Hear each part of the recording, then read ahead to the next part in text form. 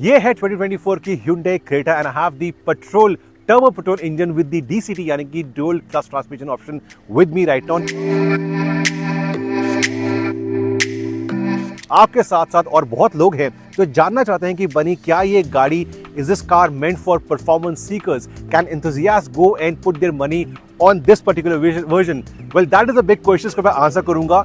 हम हैं जोधपुर के अंदर, मेरे पीछे है Umaid Bhawan palace, a perfect place to give your introduction on the car and then move on to the main topic. तो जल्दी से बात करूंगा about the pricing, about the rivals, changes on the outside, changes on the inside, और उसके बाद आराम से बात करेंगे इस इंजन गियर बॉक्स कॉम्बिनेशन के बारे में.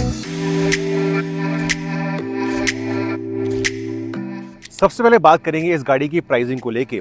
बाय द वे, जो टर्बो पेट्रोल इंजन है this will not be offered with the manual gearbox as of now. इसके साथ आपको मिलता है एक 7 स्पीड DCT यानी कि डुअल क्लच ऑटोमेटिक ट्रांसमिशन. सो कौन से वर्जन्स है और क्या क्या प्राइसिंग है, well coming up on your screens. जब क्रेटा की प्राइसिंग अनाउंस करी गई थी मैं थोड़ा डिसअपॉइंटेड था. ऐसा क्यों? वेल, टर्बो पेट्रोल सिर्फ top end SX option version में ही ऑफर हुआ है. 2024 क्रेटा वैसे तो 7 वेरिएंट्स में आती है, बट Hyundai ने परफॉर्मेंस ओरिएंटेड इंजन सबसे ऊपर दिया है.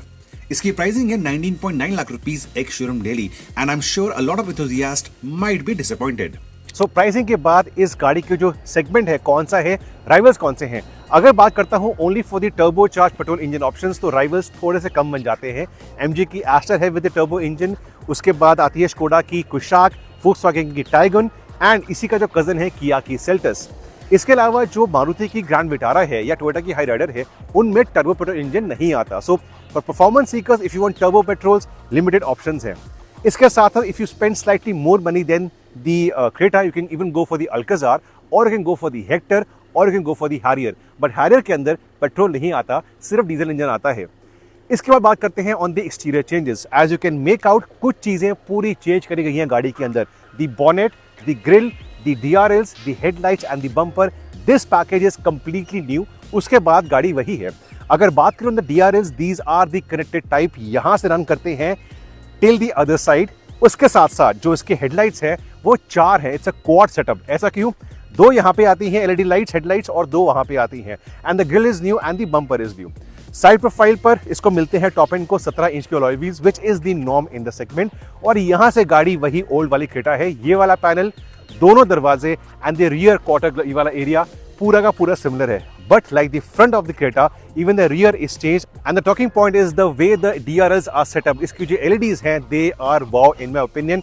लाइक द फ्रंट, ये भी यहाँ से कनेक्टेड है. बाय द वे, सूरज थोड़ा हार्श है, so excuse us for the colours you are seeing of the car right now. तो पूरा का पूरा एक कनेक्टेड पैनल है. ये वाला एरिया नया है, बम्पर भी नया है. इसके अलावा क्या मिलता है? शार्क फिन एंटीना मिलता है, इंटीग्रेटेड रूफ फ्रिज आपको यहाँ मिलती है, एक बड़ा स्पॉइलर मिलता है, end of course a panoramic sunroof which you can't make out because गाड़ी ब्लैक है, तो ऊपर पूरा शीशा वाला एरिया है. तो सीरीज के अंदर काफी बदलाव है. It's not a mild facelift, it's a proper facelift giving the car a new character in my opinion. पहली बारी से अच्छा है बुरा है, मुझे बताइए in the comment section below. तो सीरीज हो चुके हैं, let's get inside the car quickly और उसके बाद चलेंगे for a drive.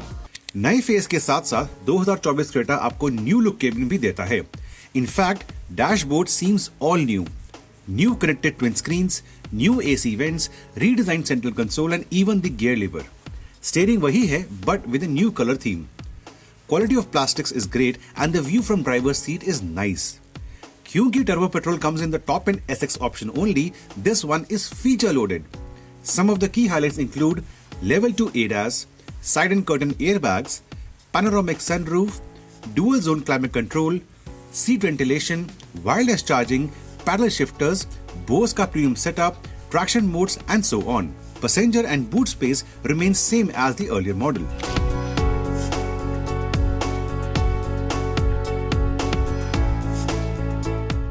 Now this particular engine was introduced in the Hyundai lineup just a few months back. The same engine that powers the Alcazar and now in the new Creta. On paper 160 PS of power. Does that translate into good amount of punch and poke? A big question I want to find out. But apart from that, on a daily basis when you're driving the car to your office or to your factory or to wherever you work, Is there ample poke to be ahead of the traffic? Very much yes. The 7-speed DCT is not lightning quick like the Germans, but it does the job very well. It understands when you need that extra amount of punch or the immediate downshifting when you want it, it will deliver. Of course, you can take over control by having the paddle shifters over here. Very useful. You can also flick the gear lever to go into sport mode, and there are drive modes and traction modes in the car as well. But your big question is, Bunny, is it quick enough? Well, apart from that, I will just roll on the window slightly. This is how it sounds like.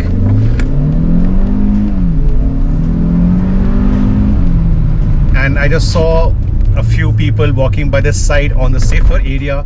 They turned back meters before, so it sounds well on the move. Very important for people to have a smile like this, and it has the poke. Outright performance is pretty good for the price and for the segment. And paddle shifters, downshift 4, 3, 2, and the first gear coming in, so that is really helpful, especially on curvy roads, on mountain roads, or with extra weight of the passengers. You want the control over the transmission and gearbox. The paddle shifters always come handy. I again want you to just hear that engine blasting its lungs out. How does it sound like? Again, slightly down, the windows are down, and I'll go into lower gears.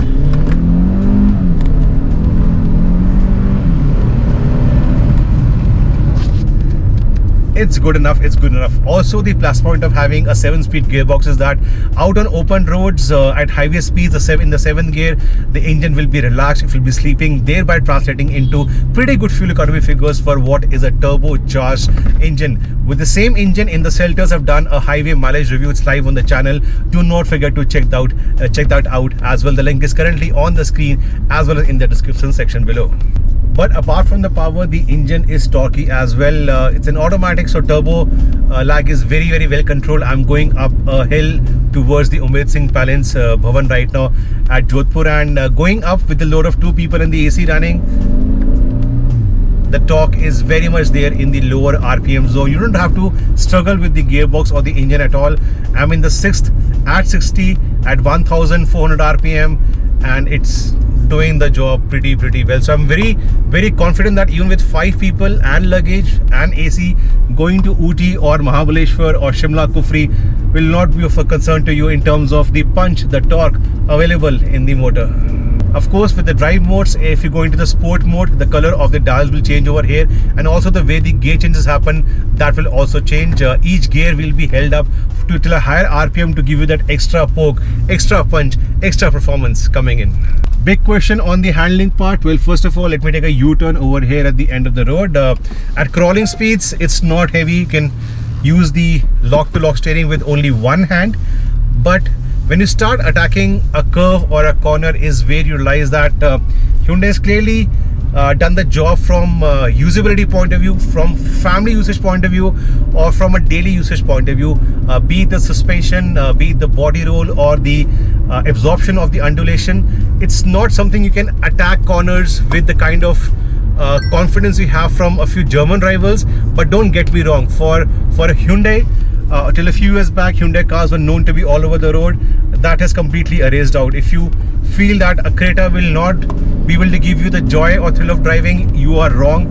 It can very much do, but again, not something which a few other SUVs can do. I'm again saying the same line. A few days back, I drove a friend's Kushaq in Delhi. Yes, so for pure performance seekers, but at the cost of size, at the cost of space, at the cost of features, those cars definitely give you the handling edge. But again, on a daily basis, you don't drive the car in a outright sporty manner on a daily basis, right? You want the car to be an all-rounder, right? That is what the Creta does. The new Creta is also slightly on the heavier side, and to compensate for the weight, suspension is again tuned towards comfort.